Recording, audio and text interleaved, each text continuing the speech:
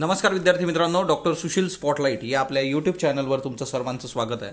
25 मार्च 2021च्या चालू घडामोडींचं विश्लेषण आपण बघणार आहोत. तत्पूर्वी डॉक्टर सुशील स्पॉटलाईटला टेलिग्रामला फॉलो करण्यासाठी डिस्क्रिप्शनमधली लिंक तुम्ही वापरू शकता. केंद्रीय अर्थसंकल्प 2021-22 जो आहे आणि त्या अनुषंगाने त्याच्यामध्ये शिक्षणासंबंधीच्या काय तरतुदी आहेत हे आपण बघणार आहोत. एकंदरीतच लोकसत्ताला हे एक संपादकीय आज लेख आहे आणि शिक्षणासाठीची तरतूद जर तुम्ही बघितली तर 2020-21 म्हणजे मागचा अर्थसंकल्प जे होतं, मागचं चालू वर्ष, तिच्यामध्ये 99,311 कोटी होतं. हाच अर्थसंकल्पातला जर आताचा आकडा बघितला तर 93,224.31 कोटी म्हणजे 93,224 2021-22 करता. आता एकंदरीतच एक गोष्ट लक्षात येते की मागच्या वर्षी जी काही शिक्षणासाठीची तरतूद होती तेवढी यावर्षी करण्यात आलेली नाही. आता याचा मुद्दा एकदम क्लिअर आहे की हे आपल्याला अपेक्षित होतं की ही तरतूद जास्त असणं अपेक्षित होतं as compare to last year, पण तसं झालेलं नाही आहे. शिक्षणासाठीची जी तरतूद आहे अर्थसंकल्पातली ती as compare to last year कमी आहे. आता खरं तर हा आकडा किती आहे की जवळपास 6,086 कोटी रुपये जे आहे तेवढ्या याच्याने तो कमी आहे. आता साधी गोष्ट आहे, म्हणजे तुम्ही सिंपल जर काढलं की 93,000 कोटी, 99,000 कोटी, 6,000 कोटींनी कमी झालं. आता सगळ्यात बेसिक जे आहे की का वाढणं गरजेचं होतं, तर त्याच्यात सगळ्यात महत्त्वाचा मुद्दा आहे की जी काही टाळेबंदी झाली होती करोनामुळं, तिच्यामध्ये अनेकांचे रोजगार बुडाले, स्थलांतरित मजुरांना परत माघारी जावं लागलं किंवा काही मजुरांना जिथं काम होतं ते मिळत नव्हतं म्हणून दुसरीकडे स्थलांतर करावं लागलं. आता या बाबींचा परिणाम ऑब्व्हियसली त्यांच्या मुलामुलींवर झाला, त्या विद्यार्थ्यांवर झाला. तर त्या सगळ्यांची भरपाई म्हणून आपण शिक्षणासाठीची तरतूद वाढवणं अपेक्षित होतं. याच्यात दुसरा महत्त्वाचा मुद्दा आहे की जे काय सगळं डिजिटल एज्युकेशन सध्या सुरू आहे, तर तोही एक मुद्दा आपण इथं घेऊ शकतो की डिजिटल एज्युकेशनमध्ये बऱ्याचशा गोष्टींची गरज आहे. इलेक्ट्रॉनिक गॅजेट्स असतील, सिस्टीम असेल, त्याच्यासाठी पण परत पैसे आणि त्या सगळ्या गोष्टी, तर हाही एक महत्त्वाचा आस्पेक्ट होता आणि त्याच्यामुळे शिक्षणावरचा जो खर्च आहे तो वाढणं आपल्याला अपेक्षित होतं, परंतु वाढलेला नाही आहे. तो एक फार महत्त्वाचा आस्पेक्ट आहे. आता राष्ट्रीय शिक्षण धोरण 2020नुसार GDPच्या 6% खर्च करणं अपेक्षित आहे. आता राष्ट्रीय शिक्षण धोरण 2020 आपण ऑलरेडी बघितलेलं आहे, आपल्या इयरबुकमध्ये लेक्चर आहे, त्याचा लेख आहे, त्याच्यानंतर यूट्यूबवर त्याचं लेक्चर आहे, ते तुम्ही बघू शकता. ते मी वाटलं तर परत एकदा टेलिग्रामला शेअर करतो. आता आणि हे राज्यसेवा मुख्यसाठी पण खूप महत्त्वाचं आहे बघा, राष्ट्रीय शिक्षण धोरण 2020. आता याच्यावर एक महत्त्वाचा मुद्दा आहे की 6% GDPच्या आपल्या शिक्षणावर खर्च होणं अपेक्षित आहे, परंतु GDPच्या फक्त 3.5% खर्च जो आहे तो शिक्षणावर केला जातो. म्हणजे अजूनही आपल्याला बराच लांबचा पल्ला गाठणं अपेक्षित आहे. आणि आता हे पहिलं वर्ष आहे की राष्ट्रीय शिक्षण धोरण आपण इम्प्लिमेंट करतोय. म्हणजे इम्प्लिमेंट करत असताना तुम्ही त्याच्या फेवरमध्ये काही गोष्टी करणं अपेक्षित होतं, ते आपल्याला दिसत नाहीत. देशांतर्गत जे केंद्रीय विद्यापीठ आहे त्यांच्या निधीत 2019-20च्या तुलनेमध्ये 21-22मध्ये कपात करण्यात आलेली आहे.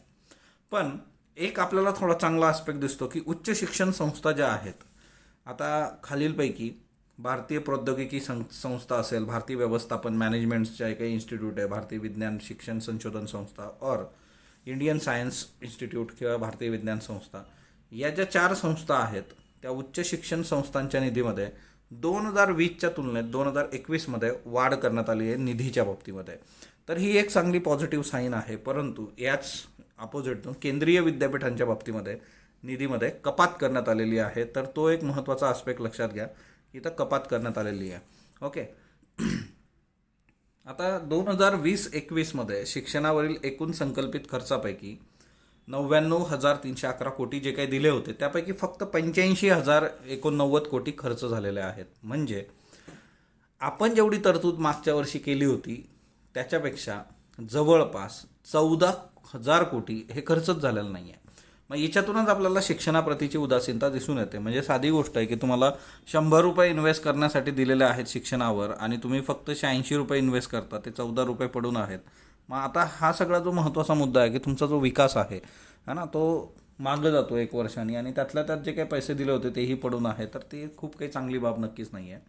महाराष्ट्राच्या अर्थसंकल्पात शिक्षणाबद्दल काय आहे बघा. 2020-21चा विचार केला तर 1,300 कोटी रुपये होते आणि 2021-22 म्हणजे आताचा अर्थसंकल्प तो 1,391 कोटी देतो. म्हणजे 91 कोटींनी वाढ करण्यात आली. सो चांगली बाब आहे महाराष्ट्राच्या बाबतीत. पण स्टील GDPच्या 6% राज्य खर्च करू शकतात का शिक्षणावर, तर याच्यामध्ये यांनी म्हटलेलं आहे की राज्य तेवढ्या प्रमाणात पैसा खर्च करू शकत नाही. तर कुठंतरी त्यांना परत केंद्राची गरज अपेक्षित आहे. तर तो एक महत्त्वाचा मुद्दा होता बघा. संयुक्त राष्ट्रांनी श्रीलंकेविरोधात ठराव घेतला होता, तिच्यात भारताने तटस्थ राहणं पसंत केलेलं आहे. म्हणजे श्रीलंकेच्या फेवरमध्ये किंवा श्रीलंकेच्या अपोजमध्ये कुठेही मतदान करायचं नाही. आता संयुक्त राष्ट्राच्या मानवी हक्क आयोगामध्ये श्रीलंकेतल्या वांशिक हक्कांच्या पायमल्लीबद्दल मतदान घेण्यात आलं होतं 23 मार्चला. म्हणजे श्रीलंकेमध्ये जो काही लष्कराद्वारे मानवी जे काही अधिकार आहे त्याची पायमल्ली करण्यात आली होती. मग LTTEचा सगळा तो मुद्दा आहे आणि त्याच्यामुळे हा सगळा ठराव झाला होता. भारताने याच्यात तटस्थ राहणं पसंत केलं. आता संयुक्त राष्ट्राच्या मानवी हक्क परिषदेने श्रीलंकेतील जे काही यादवी युद्ध आहे, मग तमिळ लोकांची वंशहत्या असेल, त्या अनुषंगाने मग मानवी हक्कांच्या मुद्द्यावर ठराव घेतला होता. 2008-9च्या काळामध्ये लिबरेशन टायगर्स ऑफ तमिळ इलम लिट्टे जी संघटना होती, तिच्या अगेन्स्ट कारवाई करताना श्रीलंकेच्या लष्कराने मानवी हक्कांचा भंग केला होता असं म्हटलं जातं. आणि द हिंदूने फोटोही दिला होता बघा, की प्रभाकरन याचा जो मुलगा होता, एका फोटोमध्ये तो वडापाव खाताना दाखवलेला आहे आणि दुसऱ्या फोटोत मग त्याला गोळ्या मारलेल्या आहेत. म्हणजे एकंदरीतच त्या मुलाला म्हणजे त्याचं इन्काउंटर सारखंच, की त्याला हत्या करण्यात आली त्याची. अशा कितीतरी गोष्टी समोर आलेल्या आहेत लष्कराच्या बाबतीमध्ये. म्हणजे जी काही हत्या केली जाते, मग मानवी हक्क आणि त्याच्यामध्ये ह्या गोष्टी तुम्ही कशा बघता. भारताची जर भूमिका बघितली तर भारताने तटस्थ राहणं का पसंत केलं, तर भारताने म्हटलं की श्रीलंकेतल्या तमिळांना आमचा पाठिंबा आहे, तो ऑब्वियसली तमिळ लोकांना आमचा पाठिंबा असणार आहे, पण त्यांच्याबाबतची समानता, न्याय, सन्मान, शांतता हे मुद्दे भारताला नक्कीच मान्य आहेत. परंतु श्रीलंका हा एक देश म्हणून आम्हाला श्रीलंकेतली एकता, स्थिरता, प्रादेशिक एकात्मता यांनाही महत्त्व देणं भाग होतं. म्हणजे फक्त तमिळ असा मुद्दा नाही आहे, की तमिळ वंशाची लोक हाच मुद्दा नाही आहे, परंतु श्रीलंका हा एक देश आहे आणि त्याच्यातली एकता, स्थिरता, प्रादेशिक एकात्मतासुद्धा टिकवून ठेवणं आमच्यासाठी फार फार गरजेचं आहे. तर हाही एक महत्त्वाचा मुद्दा भारताने मांडलेला आहे. करोना आणि टाळेबंदीचा जर तुम्ही विचार केला तर या करोना टाळेबंदीच्या याच्यामध्ये विविध क्षेत्रांवर परिणाम झालेला आहे. त्यात सर्वात जास्त बदल झालेले क्षेत्र जे आहेत की त्यांच्यामध्ये एकंदरीतच आधीचं आणि आफ्टर बिफोरमध्ये मेजर चेंज आहे, हा ना. सो आरोग्यसेवा, मनोरंजन, ई कॉमर्स असे 3 आहेत बघा. तर ऑब्वियसली तुम्हाला माहिती आहे ई कॉमर्स मोठ्या प्रमाणावर वाढलेलं आहे बघा. फटका बसलेलं क्षेत्र कुठलं आहे तर पर्यटनाचं. ऑब्वियसली कोरोना आहे, टाळेबंदी आहे, तर पर्यटनाचा इश्यू आहेच, प्रवास आहे, हॉटेल, ह्या सगळ्या गोष्टींचा विचार करता. लोकांचा ऑनलाईन खरेदीकडे कल वाढलेला आहे. ई कॉमर्स, छोट्या विक्रेत्यांकडेही ऑनलाईन पेमेंटवर भर आहे. म्हणजे तुम्ही मार्केटमध्ये गेल्यानंतर तुम्हाला लक्षात येतं की जे छोटे छोटे विक्रेते आहेत आता त्यांनी पण आयदर पेटीएम असेल, गुगल पे असेल, फोनपे असेल, ह्या सगळ्या गोष्टी त्यांनी पण केलेल्या आहेत. सो कुठंतरी ई कॉमर्स जो आहे किंवा ऑनलाईन पेमेंट जे आहे त्या गोष्टी वाढत आहेत आणि लोकांचा ऑनलाईन खरेदीकडचा कल नक्कीच वाढलेला आहे. तर एकंदरीतच हे जे मोठे बदल झालेले क्षेत्र आहे आणि फटका बसलेलं क्षेत्र तेवढं एक लक्षात ठेवा. आणि हे कॉमन आहे बघा, कॉमन सेन्सने आपण काढू शकतो पर्यटन, प्रवास, हॉटेल. ओके. आता सुएझ कालव्यामध्ये एक जहाज अडकलं आहे बघा काल. एव्हरग्रीन जहाज असं त्याचं नाव आहे, त्याचं नाव पण आहे बघा इथं, एव्हरग्रीन. आता हे जहाज जे आहे ते सुएझ कालव्यात अडकलं. सुएझ कालव्यात अडकलं म्हणजे काय, ते सुएझ कालव्यातून जाताना तिरकं झालं आणि रुतून बसलं तिथं वाळूमध्ये. तर आता एव्हरग्रीन जहाज जे आहे मग त्याच्यामुळे सुएझ कालव्यातला जो व्यापार आहे तो ठप्प झाला, कारण ते जहाज तिथं अडकलं. आणि सुएझ कालवा फार असा मोठा नाही आहे. 24 मार्च 2021 रोजी जगातलं सर्वात मोठ्या मालवाहतूक जहाजांपैकी एक आहे बघा हे MV एव्हरग्रीन. हे जहाज जे आहे ते सुएझ कालव्यामध्ये सरकून तिरकं झालं आणि वाहतूक ठप्प झाली.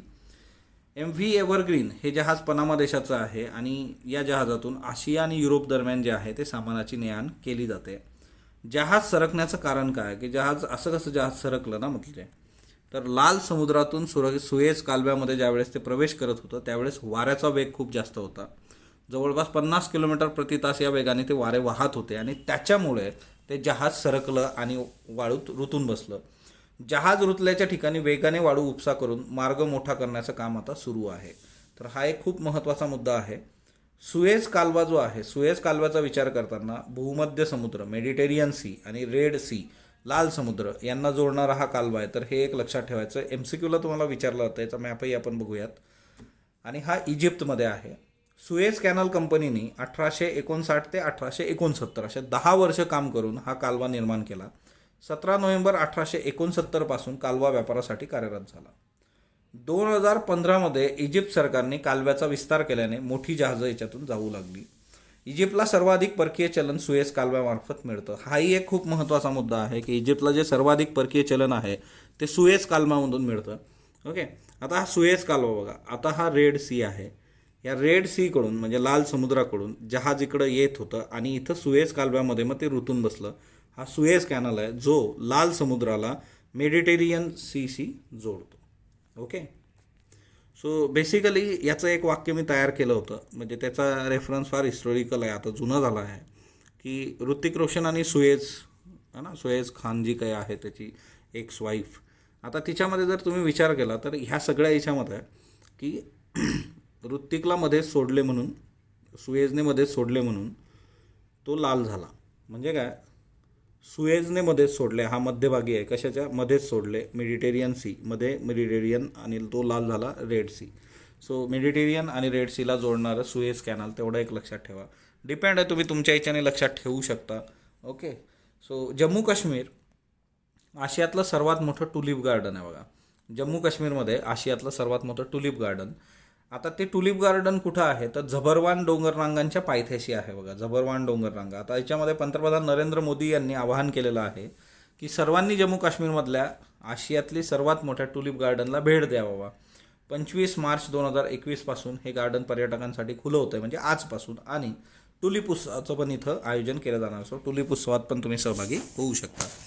सो ही चांगली बाब आहे, कारण कसं असतं की ही जी महत्त्वाच्या पदावरची लोकं आहेत यांनी काही गोष्टी प्रमोट केल्या पाहिजेत, जेणेकरून मग त्या तिथली जी काही लोकं आहेत, म्हणजे एक तर ते पर्यावरणाच्या बाबतीत आणि ते सगळं नैसर्गिक सौंदर्य, ती एक बाब आहे. पर्यटन मोठ्या प्रमाणावर तिथं वाटलं तर जम्मू काश्मीरमध्ये तसंही करिअरच्या फार कमी ऑप्शन्स तिथं आहेत, आणि त्याच्यामुळे ह्या पर्यटनाला आपण चालना देणं फार फार गरजेचं आहे. मधल्या काळामध्ये पर्यटन क्षेत्र जे आहे त्याची बरीच हे झालेली आहे हानी. Okay. So PM to visit Mujib's mausoleum during the trip to Bangladesh. आता पंतप्रधान नरेंद्र मोदी 2 दिवसाच्या टूरसाठी जातात बघा, मार्च 26-27. आता मग 28 तारखेला आपण बघू की नेमकं यांचं काय काय झालं, कारण बऱ्याचदा असं होतं की त्याच्यात काही चेंजेस होतात है ना. त्याच्यामुळे आता आपण जाणार आहोत बांगलादेशला, आणि तिच्यामध्ये एक महत्त्वाची गोष्ट आहे की बंगबंधू शेख मुजीबुर रहमान जे आहेत है ना, त्यांची मजार जी आहे त्याला भेट देणार आहेत आपले पंतप्रधान. आता तुम्ही मला कमेंट बॉक्समध्ये सांगा की बंगबंधू शेख मुजीबुर रहमान हा रेफरन्स कुठं आला होता आपल्याला, है ना. आपण ऑलरेडी हा रेफरन्स बघितलेला आहे. आता हे टुलिप गार्डन आहे बघा, ह्याच टुलिप गार्डनला त्यांनी सांगितलं की भेट द्यायला. ओके. सो या टुलिप गार्डनमध्ये ही जी फुलं आहे, टुलिपची फुलं आहे बघा. जुन्या मूव्हीजमध्ये जर तुम्ही बघितलं तर मोठ्या प्रमाणावर टुलिपच्या याच्यामधलं शूटिंग वगैरे आहे. कभी कभी वगैरे तुम्ही बघितलं असाल बघा, तर काल रेफरन्स पण होता. असे जे त्या काळातले सगळे चित्रपट तर तुम्हाला हे टुलिपचे गार्डन मोठ्या प्रमाणावर दिसतील. 90च्या दशकातले चित्रपटांमध्येही हे फार मोठ्या प्रमाणावर वापरलं जायचं, इथं शूटिंग व्हायची. Asia's largest tulip garden. Okay. So national film awards can help film makers नॅरेटिंग stories from remote corners. आता याच्यामध्ये एक महत्त्वाची बाब आहे, नॅशनल जे काही फिल्म अवॉर्ड्स आपण बघितले, राष्ट्रीय चित्रपट पुरस्कार, तिच्यामध्ये आता काही गोष्टी ज्या आहेत 2019च्या, हा 67वा पुरस्कार होता बघा, राष्ट्रीय चित्रपट पुरस्कार 2019. याच्यामध्ये एक महत्त्वाची बाब होती, ती म्हणजे काय की काही अंशी हिच्यावर टीकाही होते, की टीका होण्याचं कारण सिंपल आहे. सर्वोत्कृष्ट अभिनेत्रीचा पुरस्कार जो दिलेला आहे तो कंगना रनौतला दिलेला आहे. त्याच्यासाठीचे जे चित्रपट आहे मनकर्णिका किंवा पंगा, की त्याच्यातल्या अभिनयासाठी दिलं, तर तिच्यावर मोठ्या प्रमाणात टीका होते की हे पॉलिटिकल इंटेन्शनमधून दिलेलं आहे. कारण तुम्ही बघितलं असेल की कंगना रनौत ही है ना केंद्र सरकार किंवा BJPच्या फेवरमध्ये स्टेटमेंट देणं आणि त्या सगळ्या गोष्टी आहेत. याच्याबरोबर पण एक सहाय्यक अभिनेत्रीचा अवॉर्ड आहे बघा, पल्लवी जोशी. पल्लवी जोशींच्या बाबतीत पण तुम्ही बघा की एकंदरच BJP प्रो व्हिडिओ टाकणं, त्यांच्या प्रोमध्ये बोलणं, तर हे कंटिन्युअसली चालू असतं. मग तिच्यावरून मोठ्या प्रमाणात टीकाही होते. हा एक बाजूला ॲस्पेक्ट ठेवला तर काही गोष्टी याच्यातल्या फार महत्त्वाच्या आहे. म्हणजे फॉर एक्झाम्पल की जे काही रिजनल सिनेमा आहे, म्हणजे मल्याळम, तमिळ, तेलगू, मराठी, बंगाली, तर यांना जागतिक स्तरावर नेण्याचं किंवा त्यांचा जो काही प्रेक्षक बेस आहे तो वाढवण्याचं काम राष्ट्रीय चित्रपट पुरस्कार करतात. म्हणजे सिंपल आहे, तुम्ही जर बघितलं की या चित्रपटांच्या याच्यामध्ये जे अवॉर्ड्स आहेत, या अवॉर्ड्समध्ये मराठी चित्रपट पण भरपूर आहेत, किंवा हे तेलगू, तमिळ है ना, बंगाली, वेगवेगळ्या भाषातले प्रादेशिक चित्रपट, त्यातलं टॅलेंट ओळखण्याचं काम नेहमी राष्ट्रीय चित्रपट पुरस्कार करत असतात. आणि ही त्याची परंपरा आहे बघा. कुठं ना कुठं थोडेफार टीकाटिप्पणी होणं अपेक्षित आहे. शेवटी माणसंच ही सगळ्या गोष्टी करतात, आणि तिच्यामुळे माणूस तिथं असल्यानंतर काही ना काही गडबड होऊ शकते. तो एक गोष्ट बाजूला ठेवली तर एकंदरीतच आता जसं आहे की धनुषला बेस्ट ॲक्टर मिळालं बघा, किंवा है ना वेत्रीमारन किंवा विजय सेतुपती जे आहे, आता यांचे जे चित्रपट आहे ते ऑलरेडी म्हणजे धनुषचा चित्रपट तर तमिळमधला बेस्ट मानला गेला होता याच्यामध्ये, ह्या सगळ्या याच्यामध्ये. असुरन नावाचा चित्रपट आहे बघा, शक्य झाल्यास नक्की बघा. असुरन तुम्ही बघितला पाहिजे. आणि एकंदरच सुपर डिलक्स पण तुम्ही बघा. सुपर डिलक्स विजय सेतुपतीचा आहे. ही जी लोकं आहेत म्हणजे एकीकडं आपल्या ज्या काही संकल्पना आहेत की 6 फीट 6 पॅक आणि एकदमच म्हणजे तो हँडसम हंक, त्याच्या चौकटीला तोडणारी ही लोकं आहेत आणि ही कॉमन मॅनमधून आल्यासारखी वाटतात. विजय सेतुपती हा हिरो बघा तुम्ही, तो आपल्यातलाच वाटतो. म्हणजे ह्या सगळ्या गोष्टी ज्या आहेत आणि यांना एक चांगला नाव देणं, त्यांना एक वाईड बेस देणं, तर हा एक खूप महत्त्वाचा काम राष्ट्रीय चित्रपट पुरस्कार करतात. यांच्यामधून 2 गोष्टी होतात बघा. एक तर ह्या लोकांना, ह्या चित्रपटांना प्रोत्साहन मिळतं आणि दुसरी गोष्ट आहे भाषा, लँग्वेज जी आहे त्या लँग्वेजलाही तेवढं ते महत्त्व प्राप्त होतं. तो बेसिकली जी काही डायव्हर्सिटी आहे, विविधतेतली विविधता किंवा इन्क्रेडिबल इंडिया जे काय प्रकरण आहे, अतुल्य भारत, तर ते आपल्याला याच्यातून बघता येतं. सो त्याचा हा सिग्निफिकन्स आहे, तर तो आपण थोडा लक्षात घेतला पाहिजे. सो बेसिकली हे महत्त्वाचे मुद्दे आहेत. त्याच्यानंतर खासी फिल्म पण होती एक बेस्ट ऑडिओग्राफीसाठी बघा, है ना. इडुआ नावाची वॉटर बरियल आहे, अरुणाचल प्रदेशमधल्या मोंगा लँग्वेज तिच्यात आहेत. मग ह्या ज्या सगळ्या गोष्टी आहेत, मग इथेही कुठेतरी लक्ष खेचलं जातं की हे मग आता संवर्धन याचं आपण केलं पाहिजे वगैरे वगैरे. अर्थ आवर आहे बघा. अर्थ आवर मागच्या वर्षी पण आपण अर्थ आवर है ना सेलिब्रेट करतो. 8:30 ते 9:30 रात्री 1 तासासाठी तुम्ही लाईट्स बंद करणं अपेक्षित आहे. अर्थ आवर मार्च 27ला साजरा होणार आहे. मग त्या दिवशी आपण याचं एक सेपरेट लेक्चर बघूयात, संकल्पना वगैरे सगळ्या गोष्टी. त्याच्यानंतर इलेक्टोरल बॉन्ड्सबद्दल सुप्रीम कोर्टाने परत एकदा काही कन्सर्न्स आहेत त्यांचे ते समोर आणलेले आहेत की राजकीय पक्ष मिसयूज करू शकतात इलेक्टोरल बॉन्ड्स. इलेक्टोरल बॉन्ड्स ही संकल्पना जी आहे ती आपल्या इयरबुक 2020मध्ये आहे. याचं एक सेपरेट लेक्चर घेईल मी असं तुम्हाला सांगितलं होतं, ते नक्की घेऊयात आपण. इलेक्टोरल बॉन्ड्स म्हणजे काय ना, एखाद्याला राजकीय पक्षाला जर पैसे द्यायचे असले तो इलेक्टोरल बॉन्ड थ्रू देऊ शकतो. मग आता याच्यामध्ये मुद्दा एवढा आहे की एखाद्या राजकीय पक्षाला जर 100 कोटी रुपये मिळाले, हे सगळेचे सगळे 100 कोटी रुपये ते राजकारणासाठीच आणि राजकीय पक्षाच्या हितासाठी किंवा त्याच्या संवर्धनासाठीच खर्च करतील असं आहे का बाबा? एखाद्या प्रोटेस्टला पण ते पैसे देऊ शकतात किंवा अदर दॅन राजकारण बाकीच्या गोष्टींसाठी पण ते पैसे पुरवू शकतात. मग याच्यावर काही चेक ठेवण्यासाठी किंवा याच्यावर कुठलं नियंत्रण ठेवण्यासाठीची काही व्यवस्था आहे का? म्हणजे एकतर इलेक्टोरल बॉन्डचा वापर कसा होतोय, काय होतोय, ते पैसे आल्यानंतर राजकीय पक्ष कशासाठी ते वापरतात हे कळण्याचा कसलाही मार्ग आपल्याकडे नाही. त्याच्यामुळे सुप्रीम कोर्टाने काही प्रश्न उपस्थित केलेले आहेत. बघू येत्या काळात काय होतं याच्याबद्दलचं तर. ओके. आणि जस्टिस NV रामण्णा जे आहे ते भारताचे 48वे सरन्यायाधीश होऊ शकतात येत्या काळामध्ये. त्यांचं नाव जे आहे ते जस्टिस बोबडे यांनी समोर सुचवलेलं आहे अकॉर्डिंग टू कोलेजियम सिस्टीम. कोलेजियममध्ये काय आहे की चीफ जस्टिस ऑफ इंडिया आणि 4 सिनियर जजेस. मग मोस्ट प्रॉब्ली असं आहे की जो सगळ्यात सिनियर मोस्ट जज असतो त्याचं नाव सुचवलं जातं. आणि NV रामण्णा जे आहे ते मग एप्रिलपासून आपले 48वे चीफ जस्टिस होऊ शकतात. मग ऑब्वियसली त्यावेळेस आपण बघू की 24 एप्रिल मग त्यावेळेस ते होतील, तर मग त्यावेळेस त्या सगळ्या कोलिजियम सिस्टीम आणि त्या सगळ्या गोष्टी आपण बघूयात. कालचे प्रश्न बघा. 67व्या राष्ट्रीय चित्रपट पुरस्कारांबद्दल बिनचूक नसलेली विधानं निवडा. आता बिनचूक नसलेली MPSC 2021चा जर विचार 20चा जर विचार केला पूर्व परीक्षेचा, बिनचूक नसलेली म्हणजे काय ना की बिनचूक म्हणजे बाबा योग्य आहे, पण योग्य नसलेली म्हणजे काय, चूक असलेली बघा शोधायची आहे तुम्हाला. भोसले चित्रपटात सर्वोत्कृष्ट चित्रपटाचा पुरस्कार मिळाला. कंगना रानौतला सर्वोत्कृष्ट अभिनेत्रीचा पुरस्कार मिळाला. तर हे बरोबर स्टेटमेंट आहे. भोसलेला काही सर्वोत्कृष्ट चित्रपटाचा नाही. भोसलेसाठी मनोज वाजपेयीला बेस्ट ॲक्टर आहे. सर्वोत्कृष्ट अभिनेत्याचा पुरस्कार विजय सेतुपतीला नाही, तर तो आपला याला मिळालेला आहे बघा, कोलावरी डीला. सो बेसिकली हे आणि क चुकीचे आहेत बघा. सो 2 स्टेटमेंट योग्य जोड्या लावा. मग आता याच्यामध्ये जे आहे की बारडो, काजरो, आनंदी गोपाळ सर्वोत्कृष्ट सामाजिक, जक्कल शोध चित्रपट. बारडो जो आहे तो सर्वोत्कृष्ट मराठी, काजरो जो आहे कोकणी, है ना. त्याच्यानंतर 2019चा गांधी शांतता पुरस्कार वंगबंधू शेख मुजीबुर रहमान यांना जाहीर झाला आणि 2020चा गांधी शांतता पुरस्कार सुलतान काबूस बिन सय्यद अल सय्यद यांना जाहीर झाला. इथं काय केलेलं आहे, 19-20 इंटरचेंज केलं आहे. वंगबंधू शेख मुजीबुर रहमान 2020चा पुरस्कार आणि सुलतान काबूस बिन सैल अल काबूस यांना 2019चा पुरस्कार आहे. त्याच्यामुळे दोन्ही चुकीचे स्टेटमेंट आहेत.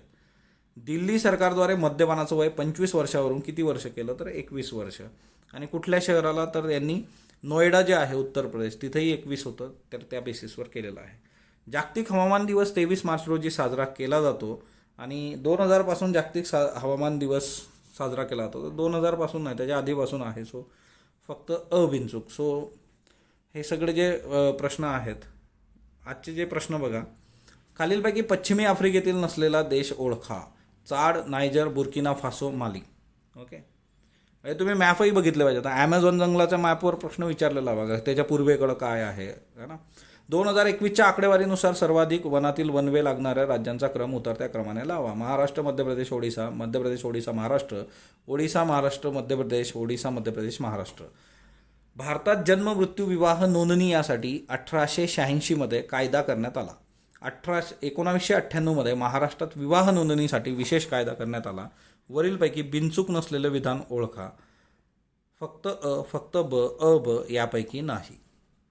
चौथा प्रश्न, जी.व्ही. रामकृष्ण यांच्याबद्दल बिनचूक विधान निवडा. निर्गुंतवणूक आयोगाचे ते पहिले अध्यक्ष होते. सेबीचे जनक म्हटले जाते. फक्त फक्त ब यापैकी नाही. सागर सरहदी हे खालीलपैकी कोणत्या क्षेत्राशी संबंधित आहे? क्रीडा, मनोरंजन, राजकारण, शिक्षण. याचं उत्तर तुम्ही कमेंट बॉक्समध्ये देणार आहात. स्पॉटलाईटला जो तुम्ही प्रतिसाद देता त्याबद्दल मी आपला आभारी आहे. स्पॉटलाईटला लाईक करा, शेअर करा, सबस्क्राईब करा. धन्यवाद विद्यार्थी मित्रांनो.